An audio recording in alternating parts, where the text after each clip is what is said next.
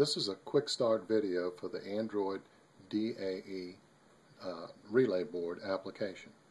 Here you have a Toshiba Thrive tablet, 10-inch screen, and you have a Motorola Droid smartphone. So we wanted to show you real quick the tablet views. This is what the screens look like on a tablet.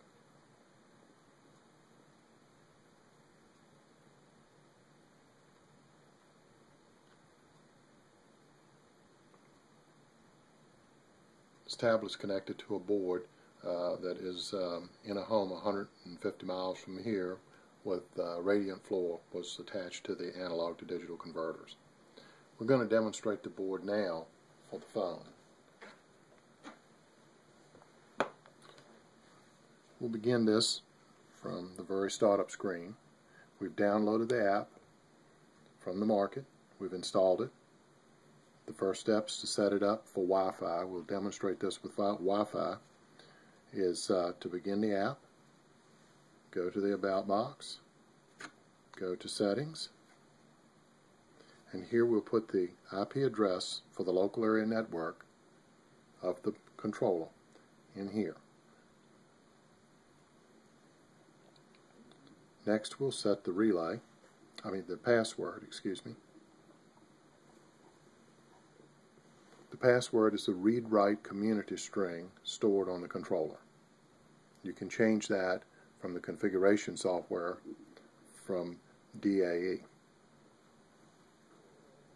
Once we've set the password, we don't need to set the port because the default is 161. If you want to change that, that can be done later. But out of the box, 161 is the default for the board and the phone.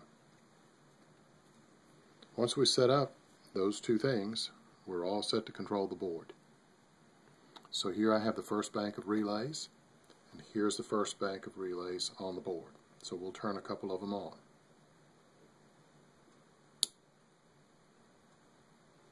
On the second bank, we'll turn the first three on.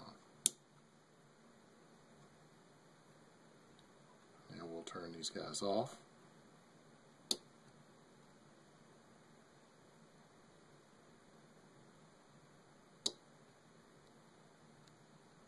We have configuration screens. We'll go through a couple. But if you were to purchase just two relay card for this, we could come in and set that up and limit the application to only the two relays that you'd have.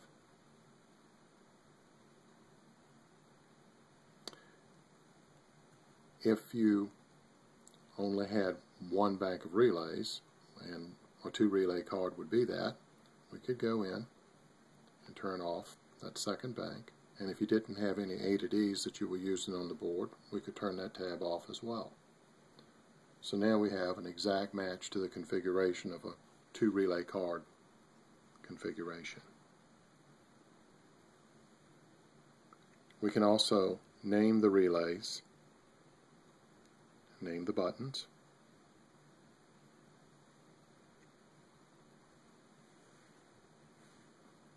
I'm going to go back and turn on the other tabs. Here we have one of the buttons named Outdoor Flood Lamp. You can see where that was done. Next we go to the analog to digitals. The board is not currently hooked to any sensors, so these readings don't have any meaning. This particular configuration, I'm showing all 8 channels. I can set the active channels if I don't need these channels, just as we did with the buttons.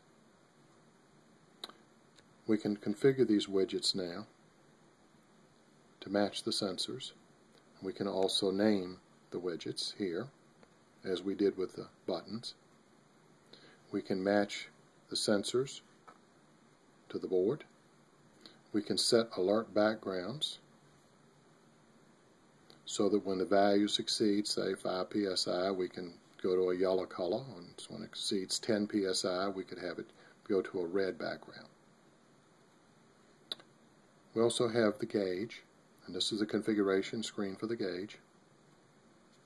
The gauge is a bit complicated, but it comes with several gauges already configured. You can select them, and then you can go in and edit the different parameters to configure the gauge to suit your particular need.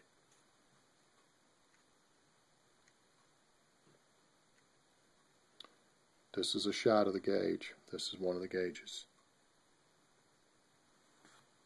These will update, and you can configure that 6 seconds up to a minute. You can change that in the settings. There's a whole PDF out there with documentation on all of the configuration screens for this application. There's also a forum out there to help folks get set up and going. And that's our quick setup. We hope you enjoy the board.